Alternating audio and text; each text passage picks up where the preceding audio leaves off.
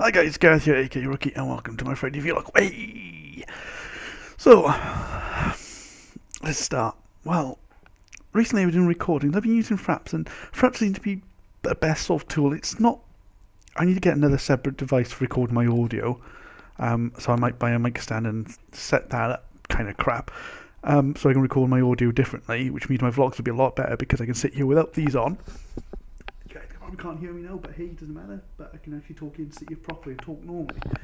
And then it doesn't feel like echoey for me when I'm hearing my voice back in the headset whilst I'm talking. So it might be better. So I might do that, which also means when I record games, then I can actually have my volume. I can actually set the volume independently after in post edit rather than trying to do it in game, which sometimes I'm not 100% sure when an explosion or something goes off whether it's good quality or not. On that. When I record Fraps, I have the frame counter, the frames per second counter on. And when I've been recording, a lot of the things seem to be dropping really low at the moment. When I'm actually recording, most of my games are running at 60 frames per second. I think, which one was it? I even had games running at 120 at one point, which is amazing. But when I record, it seems to always default down to 30. I don't know how to get that higher. I've had some games record around 45. But recently I did one which was the Game of Thrones Telltale series, the episode 2s. Basically that kept on dropping below. It's not even a very complex frames, it was dropping below 30. But when I went to do the editing afterwards, it was fine. There was no frame drops at all. It was looking perfect, which is kind of strange because it looked like it was, and the counter showed it was dropping frames. But yeah, maybe I need to do something different. I don't know. Maybe it's just in my head. Maybe 30 frames is good enough because that's what I'm going to get when I upload it to YouTube anyway. I don't have 60 frames, so I shouldn't really worry about frame rates. And there's my phone going off. I should have put it on silent. Sorry. Yeah. Valentine's Day this weekend. Those of you following me on Twitter, Instagram, Facebook, etc., Tumblr even, because I've for some reason picked up tweets because I used to do band reviews on there way back when I used to do text report them. Typed up band reviews ages and ages ago, but yeah, don't go look for them, they're terrible, by the way. So I had double pizza Valentine's Day. You buy one pizza, you get one free. That's a deal. You buy one, you get one free. You buy one, you get one free. But anyway, what am I doing? Don't look at me. Anyway, so you buy one pizza, you get one free. Right, and normally I eat the one pizza, the other one goes in the fridge, and I have that the next day. Right, but Valentine's Day, I had both pizzas, and it was good. I really did enjoy it. A really good time. We played some games. Started playing Heroes of the Storm as well, which is really good. I don't know if I'm going to record any of it because I don't know. Maybe I might do. I might look into doing a recording that. Let me know if you'd like to see me do some Heroes of the Storm. Yeah, I'm kind of getting into it because I've not really played Dota and things like that before, and all those type of games. I've never been really into it because it's normally time consuming because you end up waiting forever. You realise you've lost and it's too late. But in Heroes of the Storm, it's kind of a lot more quicker. You can have a 10-minute match, so you can jump in, play a 10-minute match, jump back out again. I kind of like that kind of more casual style. It means someone like me who's got a full-time job, this is more accessible. So I think I'm going to play more of that. It's in beta at the moment. This is something I want to go and talk to. Early access games. Guys, don't buy early access games. I've maybe bought 2 early access games in my life. One that being Prison Architect, because that's basically a completed game anyway. There's been a few bugs in that. I think you guys have seen recording. I've got about 3 different prisons going on this computer, and obviously my recording one is on my laptop, which I had 3 different games going on that as well. One of them I had a prison burned down, which was fun. Another one I had a right, which I eventually squashed. So I'm looking for. And then obviously there's one that I'm recording, which is doing quite well actually. It's at the point now where I'm just waiting for money, really. Just hopefully prisons don't kill each other, because I've got almost three different wings now of the prison. Maximum security. But I need to build a parole board. On the game I'm currently playing on this computer, that's actually bugging out a little bit, so I might have to send them a bug report. But going into that, paying to go into betas and paying to go into alphas and things like that. Don't do it, guys. Don't. I remember back in the day when it was a privilege to get asked to do a beta, and basically you'd get perks for doing it, and you'd be doing it for free. They wouldn't pay you, you wouldn't be paying them. It was kind of a quick pro quo. That's what I'm looking for. Quick pro quo. Yeah. And Heroes of the Storm is another one like that. There was a way of getting into the access by buying the Founders Pack or Release Pack or some booster pack or something like that. And I thought it's a beta. I'm not going to pay to go into a beta. No. I mean, I'm not. Day one DLC is another thing I want to talk about, but I've gone completely off track. I'm even talking about a week now. But Day one DLC, right? Cosmetic stuff, I don't give a crap about. You can do as much as sell as much as little as you bloody well want. Day one DLC, which gives you an advantage such as extra guns.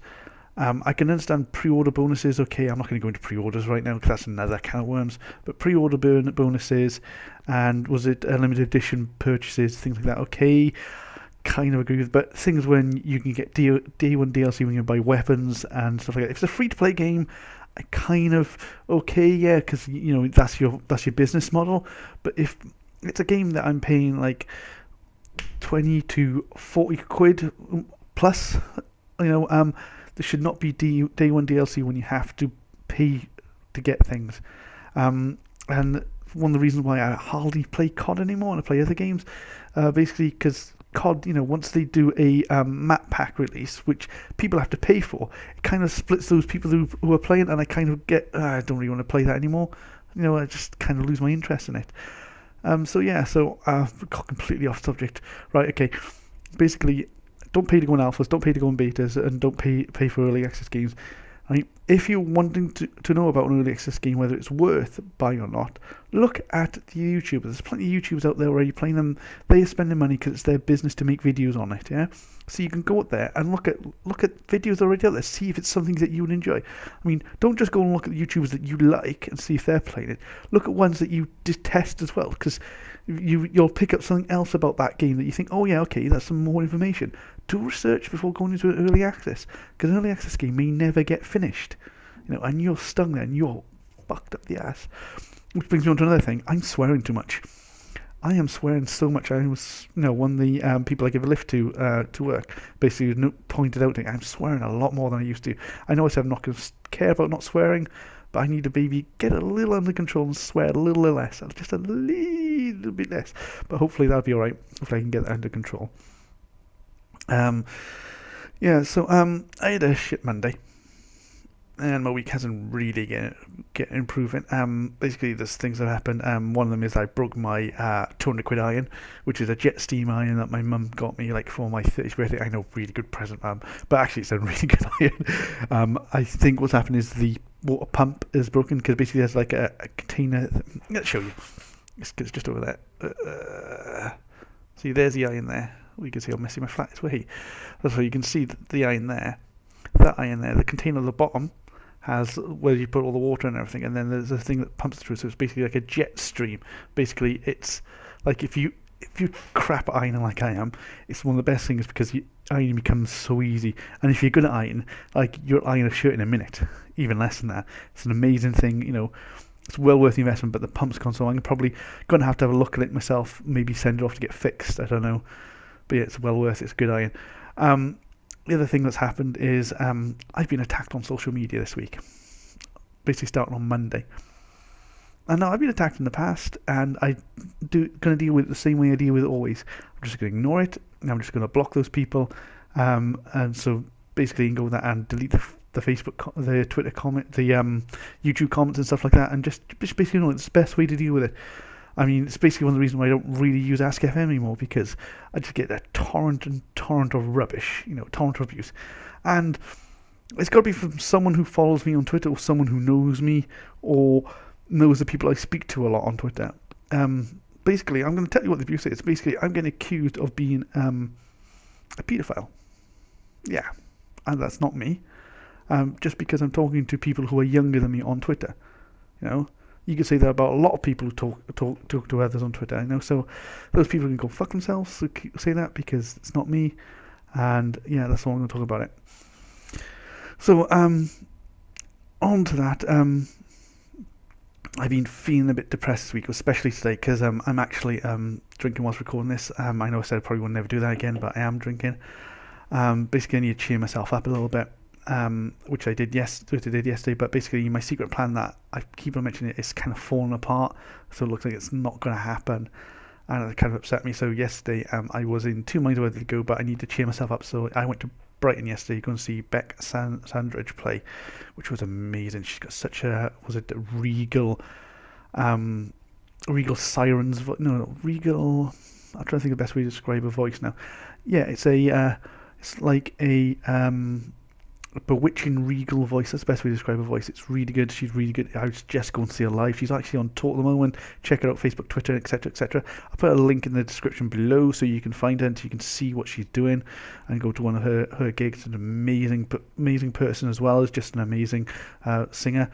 So yeah, I went to Brighton. Pretty was in the dark because it would have been nice to see the other acts there. Cause the gig there was like folk music, to be honest with you. It wasn't really my thing. The other bands were there, were good, really good. There was the guy who was singing by himself, his name skips my mind, but he was like, his voice reminded me of the Smashing Pumpkins, and near the end, because they did like a interlude in the middle, near his second session, he was he said that he normally sings in a rock band. He does these solo things now and then, and his voice really sounded like Smashing Pumpkins. And he did a stripped down version of one of his rock band songs. And I thought they were really good. But yeah, it was a bit of a drive there, and I'm back. And through that torrent rain, I mean, like aquaplaning everywhere from like sort of Portsmouth to Brighton. I sort of aquaplaning a lot on the road, and it was really dangerous. But it was well worth it because I got to see Bec Sandridge, and she played my favourite song live, which is Wild Heart. Oh my god, do I love that song. It's amazing. Yeah, I was like sitting there when she started playing that song, and I did the whole bright-eyed like anime eyes and type voice, looking like an anime schoolgirl, I suppose is probably the best way I could describe it. Being like a complete, fanboy at the time. Yeah, so I really did enjoy that song, and it was that, just hear that live was enough for me to go down there. But it was it's really good to see all those bands play. I realised I've been talking on for ages, but yeah, so